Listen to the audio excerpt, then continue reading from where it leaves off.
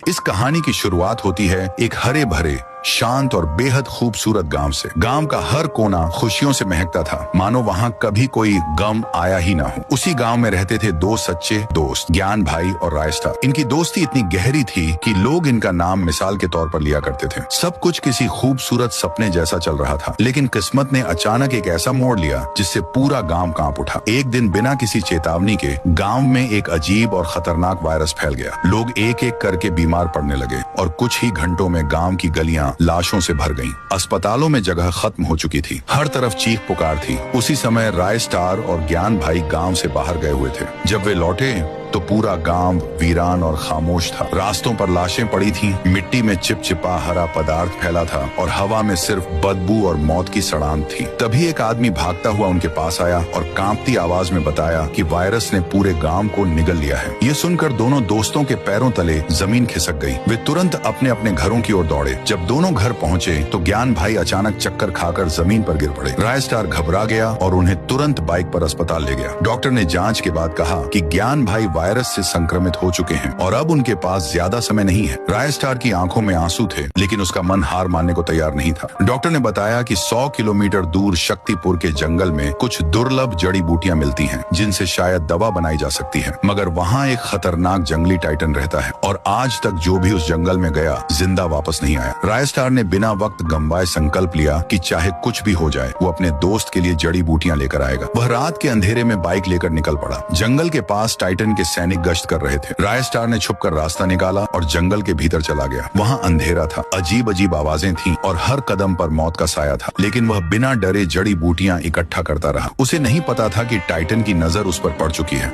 उम्मीद के साथ रायस्टार अस्पताल पहुंचा। रायस्टार, डॉक्टर साहब ये लीजिए जड़ी बूटियां। डॉक्टर ने तुरंत इलाज शुरू कर दिया। धीरे धीरे ज्ञान भाई की तबीयत संभलने लगी और पूरे गांव के लोग भी ठीक होने लगे। गांव में फिर से रौनक लौट आई। लोग मुस्कुराने लगे, बच्चों की हंसी गूंजने लगी। लेकिन वो शांति ज्यादा देर टिक नहीं सकी। टाइटन ने गांव पर हमला कर दिया। हर तरफ भगदड़ मच गई। लोग फिर से गिरने लगे, चीखें आसमान तक पहुंचने लगी। उसी वक्त रायस्टार और ज्ञान भाई ने धमाकेदार एंट्री मारी। रायस्टार, तू मासूम लोगों को क्यों मार रहा है? टाइटन, तुमने मेरे जंगल से जड़ी बूटियां चुराई हैं, अब सबको इसकी सजा मिलेगी। ज्ञान भाई, अगर तुझे अपने जंगल की इतनी फिक्र थी तो तू इंसानियत दिखाता, लेकिन तू तो एक राक्षस बन गया है। ये बात सुनते ही टाइटन आग बबूला हो गया और उसने फाइट शुरू कर दी। देखते ही देखते पूरा मैदान जंग का अखाड़ा बन गया। चारों तरफ खून ही खून। रायस्टार और ज्ञान भाई एक एक करके टाइटन के सारे गुंडों को खत्म करते गए। थोड़ी देर बाद जैसे ही धुआं छंटा, टाइटन जमीन पर गिरा पड़ा था और सामने खड़े थे रायस्टार और ज्ञान भाई।